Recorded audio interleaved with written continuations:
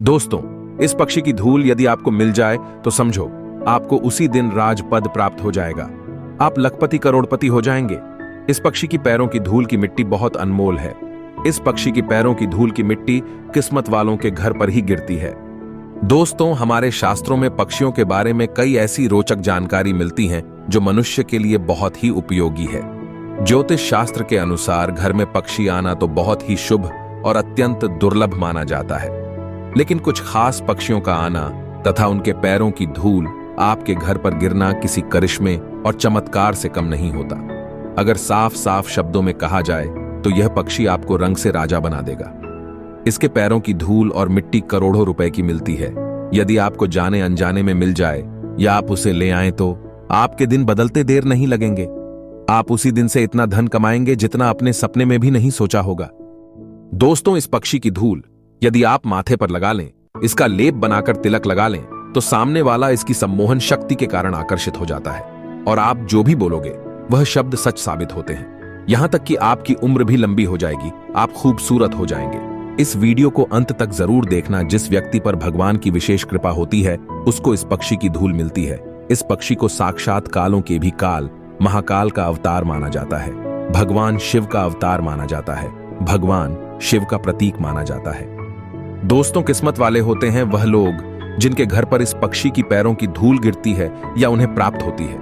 दोस्तों, एक दिन की बात है, इस पक्षी की धूल हमें भी प्राप्त हुई थी और हमारे घर पर यह पक्षी आकर बैठा था और आज हम भी सकारात्मक ऊर्जा की कमी को बिल्कुल भी महसूस नहीं करते। हमारे घर में काफी अच्छा वातावरण हो गया है। नकारात्मक ऊर्जा इसके आने से दूर हो जाती है। यदि आपके घर में कोनों में भूतों का वास हो गया है, किसी ने ईंटों में ताबीज छुपा दिया है, घर में आपके कोई ऐसी चीज फेंक दी है जिसके कारण आपके ऊपर काला जादू हो गया है, टोने टोटके कर रखे हैं, तो वह भी इस पक्षी की धूल से ठीक हो जाते हैं। आगे बढ़ने से पहले अगर आपने अभी तक हमारे चैनल को सब्सक्राइब नहीं किया है तो चैनल को सब्सक्राइब करके बेल आइकन को जरूर दबाइएगा और सच्चे दिल से कमेंट बॉक्स में लिखें, हर हर महादेव, ओम नमः शिवाय। अगर आप भगवान शिव से प्यार करते हैं तो एक लाइक जरूर करना। तो चलिए जानते हैं उस पक्षी का नाम जिसके पैरों की धूल छत पर गिरने से या प्राप्त होने से आपका भाग्य उसी दिन से चमकने लगता है। आप करोड़पति हो जाते हैं, लखपति हो जाते हैं। आइए जानते हैं। दोस्तों, जिस पक्षी की धूल की मिट्टी सोना बन जाती है वह पक्षी कोई और नहीं बल्कि वो पक्षी है नीलकंठ। धरती पर भगवान शिव का प्रतिनिधि है नीलकंठ पक्षी। जनश्रुति और धर्मशास्त्रों के मुताबिक भगवान शंकर ही नीलकंठ है। इस पक्षी को पृथ्वी पर भगवान शिव का प्रतिनिधि और स्वरूप दोनों माना गया है। नीलकंठ पक्षी भगवान शिव का ही रूप है। भगवान शिव नीलकंठ पक्षी का रूप धारण कर धरती पर विचरण करते हैं। नीलकंठ का दिखना क्यों शुभ? जब श्री राम रावण का वध करने जा रहे थे उसी दौरान उन्हें नीलकंठ के दर्शन हुए थे। इसके बाद श्री राम को रावण पर विजय मिली थी। यही वजह है कि नीलकंठ का दिखना शुभ माना गया है। अब इसके पैरों की धूल सोना क्यों है, कीमती क्यों है? छत पर गिर जाए तो शुभ क्यों मानी जाती है? मिल जाए तो करोड़पति क्यों हो जाते हैं? आइए जानते हैं। दोस्तों देखिए, जब भगवान शिव ने नीलकंठ का रूप लिया था, नीलकंठ पक्षी का स्वरूप धारण किया था। शास्त्रों में एक कथा आती है, जब भगवान शिव नीलकंठ के रूप में अपने भक्त अशकुनी की अत्यंत भक्ति से प्रसन्न होकर उसकी कुटिया की छत पर जाकर बैठ गए थे, तब उसकी कुटिया सोने की बन गई थी। प्रभु शिव जब उसके समीप आए और धरती पर नीलकंठ के रूप में उस कुटिया के नीचे उतरे, तब वह मिट्टी सोना बन गई और भगवान शिव के भक्त को अत्यंत प्रसन्नता हुई। मित्रों, तभी से ही ऐसा माना जाता है कि जो नीलकंठ पक्षी होता है किस्मत वालों के छत पर ही आकर बैठता है। यदि वह छत पर आ जाए तब आपको भगवान शिव का स्मरण करके उसके पैरों की धूल अपने घर में संभाल कर रखना चाहिए। जहां आप सोना चांदी रुपया पैसा रखते हैं, उस पक्षी की धूल नीलकंठ महाराज शिव की धूल लाल कपड़े में बांधकर भगवान शिव के 108 नाम जपने के बाद धन रखने के स्थान पर रख दें। इससे दिन दुगनी रात चौगुनी तरक्की होती है और धन तिगना चौगना हो जाता है। दोस्तों, यदि दशहरे के दिन नीलकंठ दिख जाए तब साक्षात भगवान शिव का आशीर्वाद मिलता है। यदि सावन के महीने में नीलकंठ छत पर आ जाए तो बहुत ही शुभ और अत्यंत मंगलकारी माना जाता है। नीलकंठ अगर आपके बार बार छत पर आ रहा है तब आपको समझ जाना चाहिए कि भगवान शिव आपको अपनी ओर आकर्षित कर रहे हैं। तब ऐसे में आपको भगवान शिव की भक्ति करना चाहिए। देखिए, छत पर लाखों करोड़ों लोगों में भगवान शिव का वही सच्चा भक्त होता है जिसके घर पर नीलकंठ आकर बैठ जाए। वैसे बहुत कम लोग होते हैं जिनकी छत पर नीलकंठ बैठता है। ऐसा व्यक्ति दीर्घायु हो जाता है जिसकी छत पर नीलकंठ बैठता है। महाशिवरात्रि पर नीलकंठ का दिखाना मतलब आपकी भक्ति भगवान शिव ने स्वीकार कर ली है। दोस्तों, ऐसे कई पक्षी हैं जिनका घर में आना साक्षात माता लक्ष्मी का घर में आना माना जाता है। अगर आपके घर में यह पक्षी आ रहे हैं तब आपको समझ जाना चाहिए कि साक्षात जगत की मां, जगत रानी, जगत लक्ष्मी देवी आपके घर आ चुकी हैं। आइए जानते हैं। दोस्तों, सबसे पहले बात कर लेते हैं कबूतर के बारे में। दोस्तों, जहां एक और सुबह सुबह घर में कबूतर दिखने या उसकी गुट्टर गूं के चलते प्रेम संबंध होने की मान्यता है, वहीं यदि शाम को कबूतर की गुट्टर गूं सुने तो ये घर में चोरी होने और लड़ाई झगड़े के होने का भी संकेत माना गया है।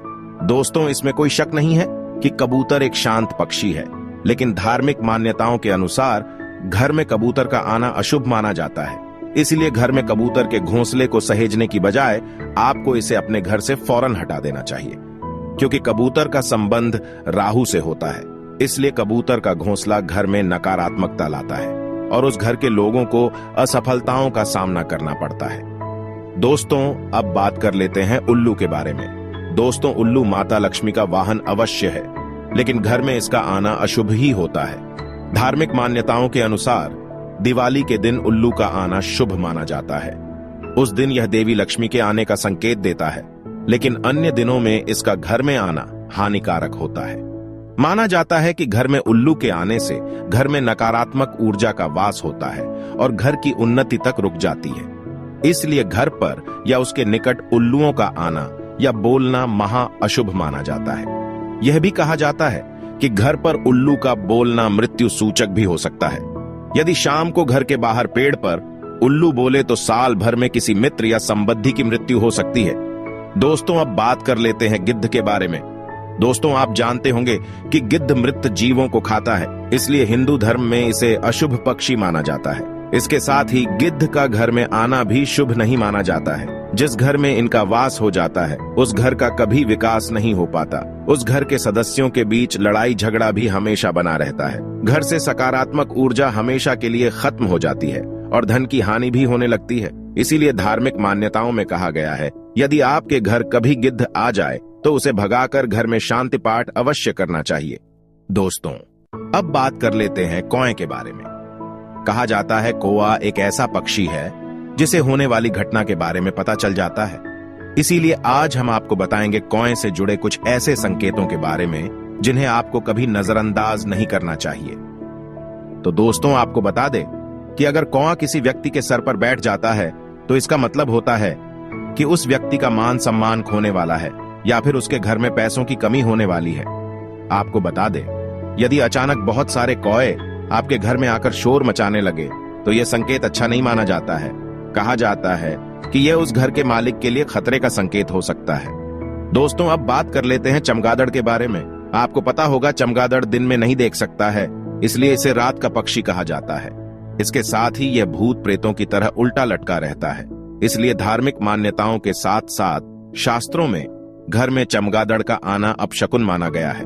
घर में चमगादड़ों का आना या घर के निकट मंडराना मृत्यु सूचक है। यद्यपि घर में चमगादड़ों का वास आपको मृत्यु तुल्य कष्ट दे सकता है, परंतु चीनी लोग इन्हें शुभ और भारी धनदायक मानते हैं। दोस्तों, अब बात कर लेते हैं छोटी चिड़िया या बुलबुल के बारे में। दोस्तों, आपको बता दें कि घर के निकट किसी चिड़िया का व्यवहार ही घर में घटने वाली घटनाओं को निर्धारित करता है। यदि चिड़िया आपके घर में या घर के निकट घोंसला बनाए तो यह सौभाग्य का चिन्ह है। भविष्य में कोई शुभ समाचार या उन्नति का अवसर प्राप्त होगा। परंतु रोगी के कक्ष में चिड़िया का आना तथा बिस्तर के पास बैठना मृत्यु सूचक है। दोस्तों, अब बात कर लेते हैं गौरैया के बारे में।